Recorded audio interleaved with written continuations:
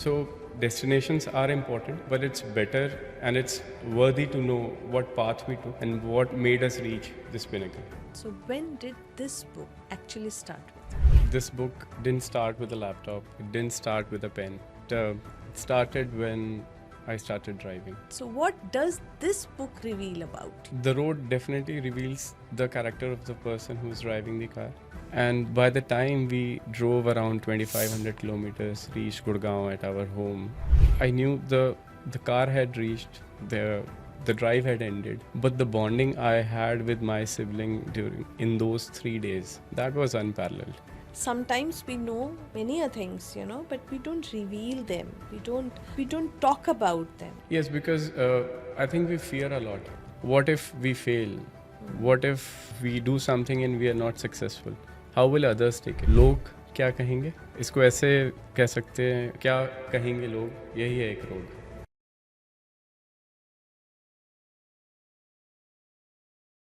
We often believe that life is about reaching the destination.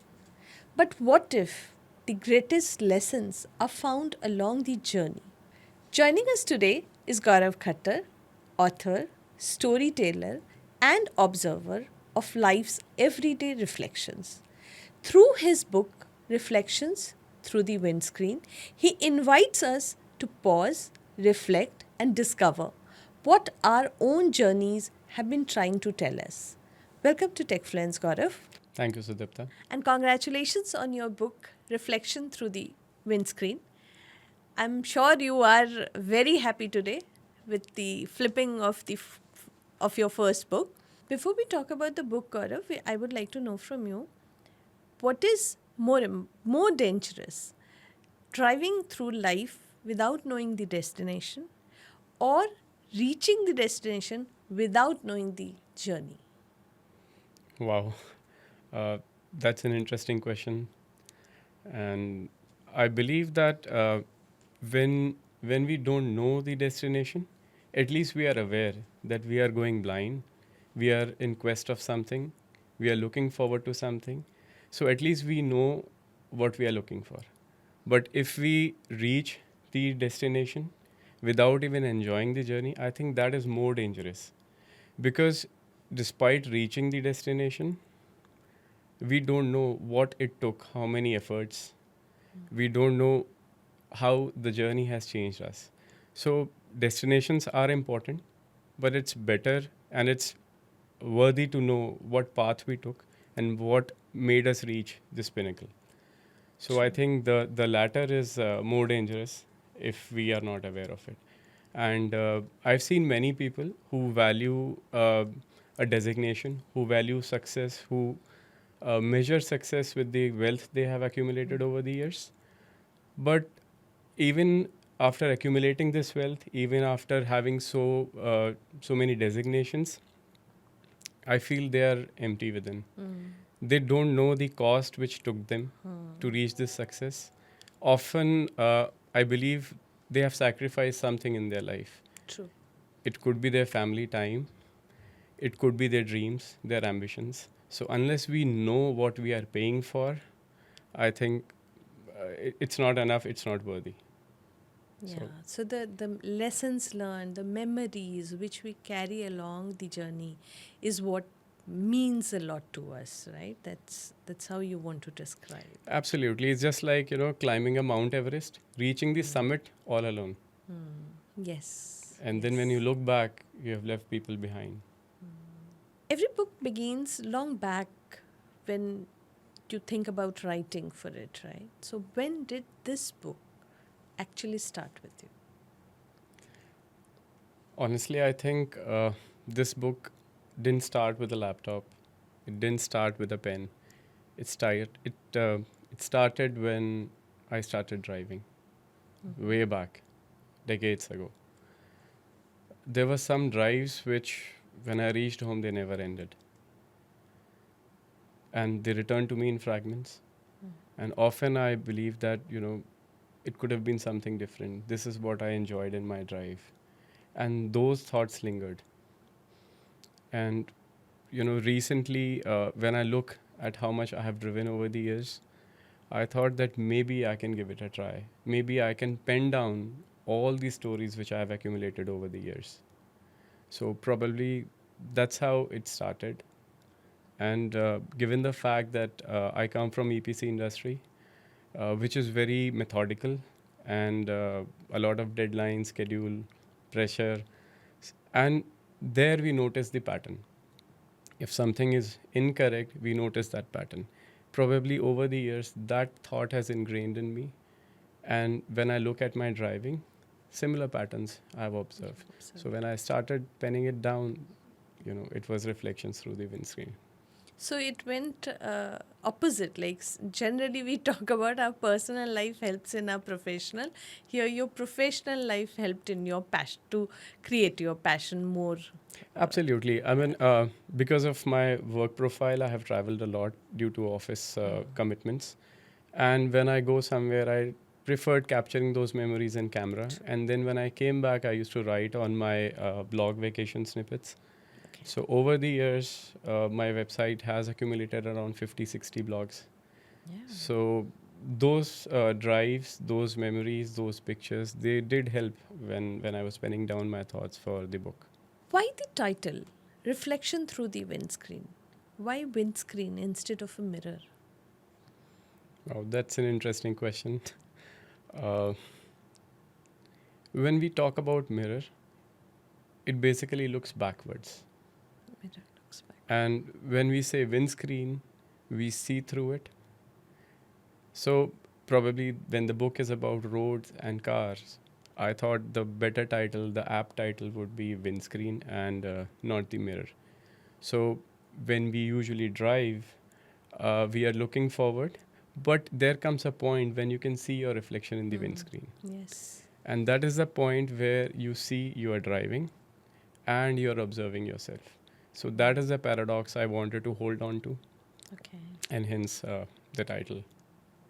Okay, Gaurav, for the next one, you say that this book is all about where does the roads it's not about where does the road leads, but about what the roads reveal, right? So what does this book reveal about you? Well,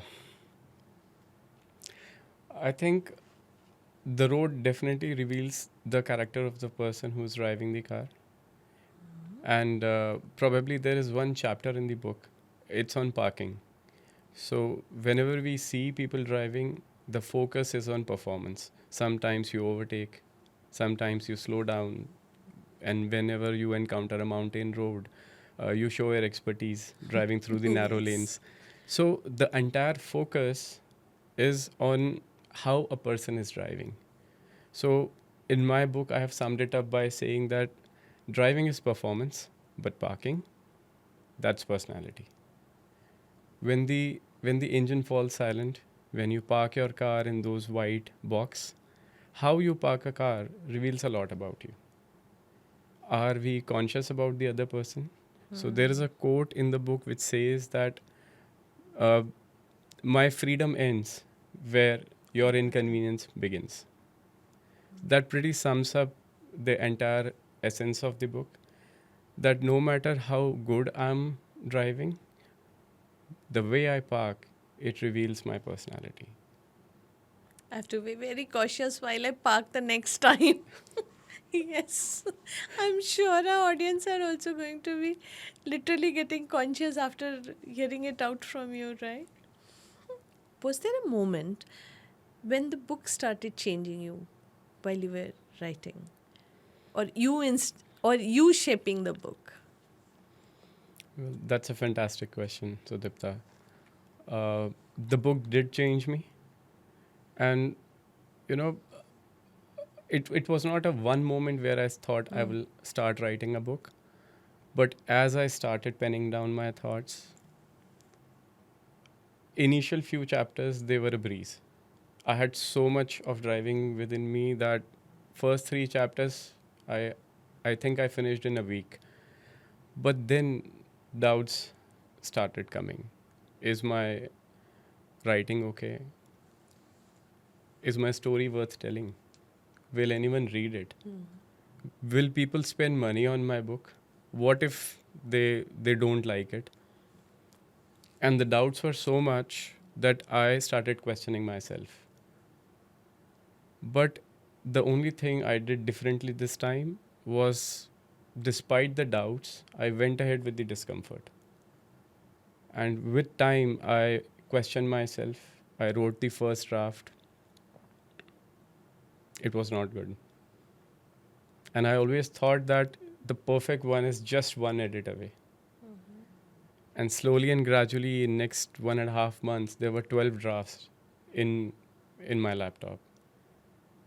And then I realized it's like a child who has to face the world. The book is not perfect, not by any chance.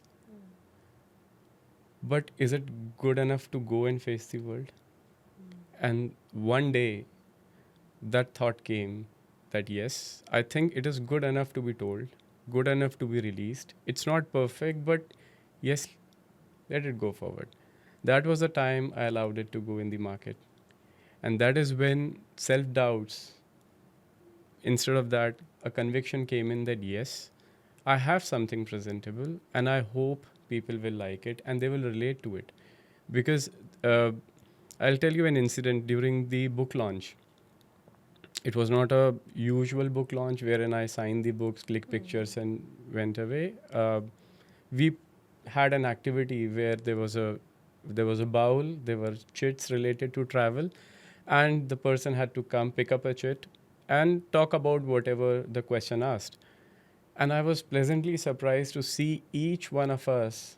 We had memories with travel, we had memories associated with cars, with old trips. So each one of us, we have a story. And I hope Reflections Through Windscreen, you will relate to it in some way or the other. Yeah, definitely. So that is how the book changed me. I think I'm a bit more confident that yes, whatever I have done, good, bad, ugly, at least it has the courage to face the world and then let people decide if they can relate to it or not. Nicely said. Because I also believe that every journey is a memory created. Because it's not only about learning, it's about memories, how we take it forward. Like you said, that you had an activity where people had they had their own stories to share. Yes. So those are all memories, that's why they remember, that's why it became a story. So I'm sure, like, the book would be liked by everyone. And it will reveal, like how, like you said about the parking right now. Yeah. Honestly, I'm going to be very conscious about how I park my car next time. So this is how you learn, this is how you know. This is what I believe. I'm sure everybody would agree to this. Yeah. Right. Have you ever arrived at a destination where you feel that the journey has completely changed what you were searching all along? Many a times. I think whenever I drive somewhere, the car, it gives me the space to think aloud, to have conversations with myself and see if the path which I have chosen is right. Maybe in general. But there is one story which I would like to share today, wherein I really felt that when I arrived at the destination, the complete meaning of the journey had changed for me. I'm talking about 2017, and during those days, my sister was working at Bangalore, and she had to relocate to Gurgaon. So I told her that you don't send the car by a trailer, and I'll fly down to Bangalore, and then we'll drive from Bangalore to Delhi. So You didn't want to miss this, I'm sure. Yeah. yes. And initially, everyone was skeptical that Bangalore Delhi is roughly 2,500 kilometers. We didn't have this Delhi Mumbai expressway back then. So I flew after office on Thursday night. I reached there by midnight, and Friday early morning, we left Bangalore for Delhi. So the plan was simple. It was a logistic thing that Bangalore to Mumbai, Mumbai to Abu Road, and from Abu Road to Gurgaon. So 3 days flat without any leave. We left Bangalore, and because it was quite early, there was no traffic. So we were just covering the distance pretty quickly. So we thought, let's take a detour. So the first detour was Chitradurga. So we stopped there, we went around the fort, came back. We moved forward. The second destination was before Pune, somewhere near Kolhapur. We stopped at a dhaba, we spent some time. And then we were enjoying the drive. So first night we could not reach Mumbai because we had taken so many stops. So we stayed at Pune. The second morning on the expressway we stopped at Lonavala. Wow. Then the traffic built up. So we thought, okay, let's take again another detour. We stopped at Daman. From the highway, it's around 45 minutes to 1 hour drive. So there were so many pit stops that we could never reach our destination on time. And instead of Abu Road, we had to stay at a small place called Mehsana near Ahmedabad. And during that drive, what shifted was initially we started with housework, future plans, things, very common topics. Normal chit-chats. But later, all these topics got exhausted, and then we started conversing about our childhood together. There were some conversations she remembered. There were some which I remembered. So there were many discussions. There were many talks, many conversations. Some spoken, some unspoken. Yeah. And by the time we drove around 2,500 kilometers, reached Gurgaon at our home, I knew the car had reached, the drive had ended, but the bonding I had with my sibling in those 3 days, that was unparalleled. And even today, whenever we meet, more often than not, we discuss that drive because that was the time we spent full 72 hours together in a box which we call car, Yes. and we were driving all the way. So that is something I'll never forget, and that was the longest drive I've ever had in India. Yeah. Nice. Yeah, I also remember a drive with my brother from his Des Moines to Chicago, and it really changed.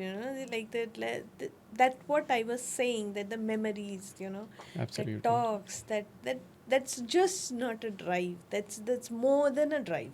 Yes. This is all I can say. Do you think that our biggest turning point comes from the question at the right time or taking the decision at the right time? Okay. Let me share something about the book itself. There were thoughts coming and going that I have to pen down. So I was just postponing it. And I vividly remember at one of the red lights in Gurgaon, where I had stopped once, and the light wouldn't go green. So I was thinking, is there something wrong with the signal? And that gave me a pause. And suddenly there was a thought which I remember, that how long, or one day I will retire from my job. One day it will happen. So is that the only identity I want to be remembered for? That yes, I was working in so and so firm, I was working in this profile. Is that the only thing? The light went green and I moved on, but the thought that stayed there. And whenever I think about it, or in those days when I used to think about it, it was more like the question is not how do I start? The question is when do I start? So during drives, it gives me that thinking zone wherein I can decide that, okay, let's take a pause, see how far I have come and what I want to do next. So I remember that was the moment, that was the red light where it gave a green light to the book.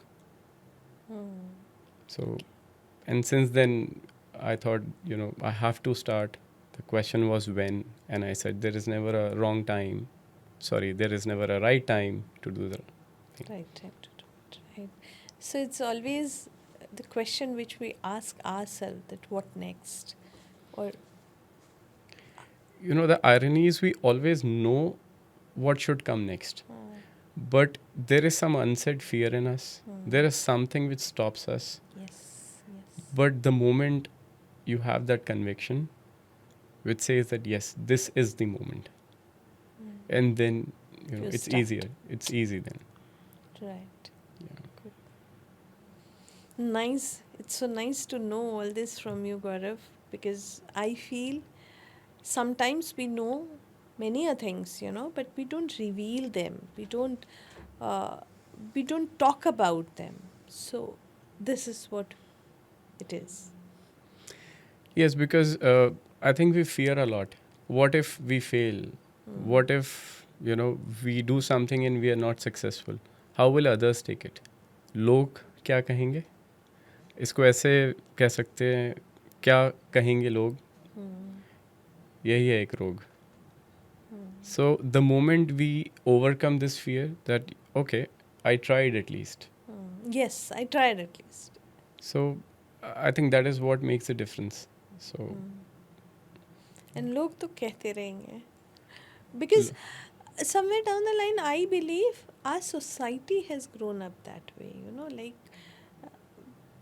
it didn't happen in one day. It has happened over the period of time, but it has happened. And to change that, it's just not possible. It won't happen like, okay, we say we need a change and tomorrow there's a change. No, it's not going to happen. But like you said, that ki log kya kahenge, and that fear which keeps on coming in, if we can come out of that and start reflecting on the things which we want to do and we start doing it, then the books like this, Reflection Through the Windscreen, will come up. yes, I think all we should ask ourselves is not log kya kahenge, but if not now, when? If you're given a chance to put one signpost which eventually everybody would come across, what would it be and why? That's a difficult question for me because when you drive on road so much, you see a lot of signposts. Yes. And choosing one, I think that's a very difficult task. But I'll try to answer this question in two parts. Okay. First, I'll tell you an incident. There's a place called Kufri after Shimla, and there is a very small, tiny, narrow jungle road which connects Kufri to Chail. So once I was driving there at dusk, it was almost sunset was there, and there were bends where I had to slow down. And by the time I reached Chail, it was dark. But I remember those bends where I had to slow down. So I think that will answer your question, that the signpost which I will say is pause and reflect how far you have reached. Because what I believe is whenever we start any journey, even in life, after so many years of work experience working with corporate, just pause for a moment and see how far you have come. Is this the direction you want to continue? If the answer is yes, please continue. But if you feel that there is a fork and you need to alter your route, then again, the answer is if not now, Then. when? So, and in normal, whenever we go out somewhere, जब भी हम drive करते हैं, and if we are lost, हम रास्ता पूछते हैं. कोई बोलता है कि आगे से लेफ़्ट लो, हम लेफ़्ट लेते हैं. थोड़ा आगे जाके हम फिर से डबल चेक करते हैं. So that is the pause we take in our journey, just to be sure that where we are going, is that the path I want to continue on. I think the same applies here as well. Right. Very well said. I agree. So, I have known that you have also named your car. So what's your thought behind, like, why you chose to name your car? I think I'm very fond of cars since my childhood, and the first car which came in the family was a 1990 Premier Padmini, a Fiat. So you'll still find them in Mumbai, Kali Pili taxi. So, and I was a very frail boy, hardly 14, 15 years, but I was fascinated by it. It had hand gears, and it took a lot of effort from my side to just put the car in gear and, start driving when I was 18. So that was the first car I had, a Bison. And the second car which came into the family was 2000 model Golden Sandro, the one in golden color. So it used to shine so much, I named it Chamko. So thoughtful. So, but that was an exhale. After so much of effort with Bison, this new car, it had an AC, it had a cassette player, and whenever the car was closed, there were no air leaks through the gaps. The pickup was much better. So, and it was the first time I felt that, car can be used for a road trip and not for A to B journey. Not for only. So I was really fond of Santro. And then my dad in 2014, he bought a Wagoner, which I still drive to office. So that was a car which lived in shadows of bigger car. So I moved from Santro to XUV, which I named Hathi because it was XUV as it is looks like a hathi. Yes. so it was a bigger. Very correctly named. Yeah, I mean the highways felt negotiable, and on the hills the grunt was such, it was, I could drive it easily, so I named it Hathi. It had a big boot, but this Wagoner, it lived in the shadow of Hathi. So if we had to click any pictures, it was with XUV. If we had to go out on a highway, it was on XUV. And Wagoner was, it was limited to only city drive, school to home, office to home, grocery shopping, medical visits. But the fact is, we never appreciated that car so much. It never asked for any appreciation, but it was there every time. It never failed us, and the repair was cheap. So I named it Ustad. And my Wagoner still has a sticker which says Ustad. Because that is where we learned that कि आपको कभी भी अगर कुछ अच्छा करना है या नाम कमाना है, you need not be loud. You just have to be there every time. Whatever the situation, whatever the weather. It didn't even had a parking of its own. The XUV was parked in the garage. Wagoner बाहर, धूल, बारिश सब झेल रही है, लेकिन वो खड़ी है.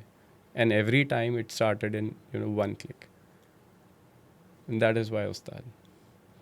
So recently I sold the XUV and I bought a high cross. Okay. So from XUV 2016 model to high cross 2026, the interiors are different. The infotainment is different. It is very quiet, hybrid. So, and the throw of light is much better. So I've named it Owl Oh. because it's silent. And it gives me a perspective that, why do you need to drive faster when you can drive with comfort, with ease, better at night? And once I've named it Owl and my friends got to know. So one of my friend, she gifted me this key ring which had an owl. Another friend from office, he gifted me a figurine which had an owl. So it is still there on the dashboard. And the car is parked outside your studio. Okay. So what I believe is when you name a car, you give it an identity. Yes. The bonding is stronger. And every time if you're not driving, if you're driving rash, you feel that if something happens, you feel for that car. Yes, of course. And recently when I sold my car, it was a very emotional moment for me because most of the drives which I remember were on XUV. And it was a very hard moment for me to part ways. But I think it's not the car we miss, but the moment, Moments you miss. the memories. association you have, the time the car spent with the family. maybe your first child came home in that car. So those are the moments you miss and you Yes. associate with them with the cars. So probably the book also talks about it. And I'm sure when people will read it, they will also have their own memories. Probably few of them will name their cars as well. This gives me a reflection back to my childhood days. We started with Honda. That's Honda bikes used to be there. Yeah. What was it called? CBZ? No, no. Honda had their Hero Book was there. Okay. Similarly, Hero and Honda had merged and they had a Honda bikes. So it was like we had like one of them, both me and my brother used to share it. Like we used to make our own slots to use it. So my brother named that as a the power of silence. It had a small plate in front, and there he particularly wrote, means he made sure that we have it in writing, the power of silence, because it was very silent on roads. There was no, with one click it used to get started, and there was no flaw, like no noise. Otherwise the bikes, mopeds used to make so much of noise. Correct. It had no noise. But that name to that particular vehicle, I still remember, and it has got so many things associated with it. It's True. just not that bike, or it's just not that the power of silence, but it keeps on coming back to me, so many a times. Like when I'm very harsh or loud, then again I remember, oh, the power of silence, so I need to be quiet. So it's similar. It was aptly named. Yeah, it was aptly named, yes, I believe. And I still remember it in every, I would not say that every, but in every step, like whenever there is something which I have to take bigger, I do remember that, the power of silence. So even our friends also used to ask us that why this has been named. And even people now also, people meet us and say, oh, you named it, you remember. So now I can very much relate with the things which you had been constantly doing, like naming your Padmini to your X crosses, like great. Okay, coming back, every book leaves one untold story. So what is that one story which did not make its place in this book? Well, there are many of them, but I think one in particular is not there, but without it, there would have been no book. I'm working in oil and gas sector since last around 25 years. And working there has given me the discipline. Working on tight schedules, so many reviews, so many different perspectives. And, in last so many years, this is what I have learned. This is how I have been shaped. So from these experiences, this is the soil from which the book has grown. And I think it not only gave me a perspective, it also gave me a reason that yes, this is what my identity has been for so many years. Going forward, when I took a pause, it made me reflect that along with this, is there anything else I would want to be remembered as? So probably this is one untold chapter which I have deliberately not put in the book, but without it, there would have been no reflections through the windscreen. If your younger self would read one chapter of this book, which one it would be you want to hand it over to? So once my younger self, he reads the book, I would like to tell him that life is short. We don't have all the time in the world. So whatever we want to do, if you want to spend time with your family, do it now. If you want to pursue your dreams, this is the time. And if you want to write a book, probably you can start at that stage as well. So, yeah, to answer your question, this is the only chapter I would want him to read at that stage of life. If life had only windscreens and no rear view mirror, do you think we would have made the same mistakes or had led the life differently? Well, I think we'll make more mistakes because as I see it as a metaphor, the mirror reflects what has gone past. Unfortunately, most of us, we dwell more in the past. We hold on to regrets. We believe that काश ऐसा किया होता तो कुछ बेहतर होता. हम past में ज़्यादा जीते हैं और कोशिश करते हैं कि उससे कुछ सीख पाएँ, या अगर हमारे अंदर कोई ग्रज है तो हम उसे रखे रहते हैं. So if there are no mirrors, we cannot hold on to it. But then the flip side is there is only windscreen. You will only see ahead. That is how the life goes, but you cannot learn from your mistakes. So we'll continue to do mistakes, but yes, there will be lesser regrets in life. So I So think you give windscreen the more points than the review mirrors. absolutely. I think life is to move forward, and windscreen gives you that view, not the mirror. Well said, very well said. Life moves on with the reflection on the windscreen than looking into the rear view mirrors. Right, that's Definitely. right. So connecting, with the book. Now, one question, it's constantly coming up to me, since we are talking. How does your family look into it? Like, how you must be busy with your professional career, you must be busy, and after that you travel so much, then you have got time to pen down it into a book. So where do you get all those time? Like, how does your family bear it with? I think they've got used to it now. Initially, when I started driving more, when I bought 𝐷𝐴𝐻𝐷𝐾 XUV, I used to strive for a road trip. So I'm from Kanpur, so initially we used to take a train, but after the car came in, a bigger vehicle, and when the roads got better, I always preferred a road trip. And my parents, they were always skeptical that I would drive fast. I may not wear a seat belt. I don't do that, but they always had their own fears. And they were constantly checking with me, where have I reached? And with WhatsApp live location enabled, now I have to, share the live location with them. So they are still concerned, but now they know that because I have driven so much, I should be okay, and I will not break any rules. I'll drive safe, and I will be conscious of the fact that because of me, there is no inconvenience to others. So now they have got used to it, but still the fear is still there, but they are okay with it. Okay.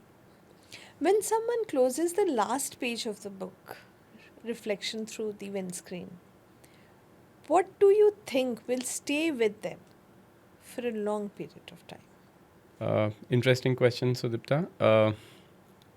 Let me quote an incident about a travel which I made recently.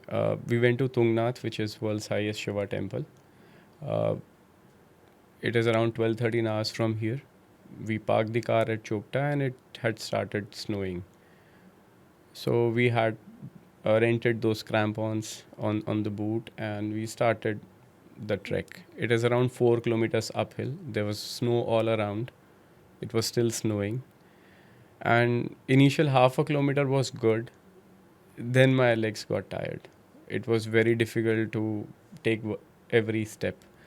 But I had a group and they were constantly motivating me that just one more step, one more bend. We'll go till that tree and then we'll come back. But the mountains didn't budge. They will not lower themselves just because I was tired. Obvious. They will not feel that, he has come all the way from Gurgaon and let us allow him this time. So mountains don't adjust for us. It was me who slowed down, who took one step at a time, who had a sip of water. We rested, and then slowly we reached the temple. Okay. So this is one thought I leave my readers and your audience with is that even in life, the troubles will not go away just because you are making an effort. but it doesn't mean that we'll stop taking that effort. On the contrary, we need to try harder. And there is a very famous quote by Hillary Tenzing. It says that it's not the mountains we conquer, but ourselves. Yes. So that is the thought I think I leave the readers with. Lovely, lovely. And the way you summed it up with the quote, yes, of course, we don't conquer the mountains, but it's us which we take along. So, thank you so much, Gaurav. My I'm pleasure. sure, and I wish you all the best for your book, Reflection Through the Windscreen. I'm sure it's making a buzz in Amazon also, and it should be on the highest selling rate, and I'm sure you're going to pen down the next one shortly. We would love to read your second book also. Thank you so much for joining us with Techfluence, Gaurav. Thank you so much, Sudipta. I just want to add that Techfluence is a wonderful platform wherein people can come and whatever little work they have done, you give us a platform to reach out to your audience, wherein they can know about us, and it's a beautiful way to uh, reach out to people, tell Connect them with about what we audience. have done, and it's a beautiful setup you have here. So Thank you so I'm much. sure not today, not tomorrow, but always you'll have people walking through these doors, and whose voice you will, you know, send to across to so many subscriber of yours. Thank you so So much. I wish you good luck. Thank you. Thank you.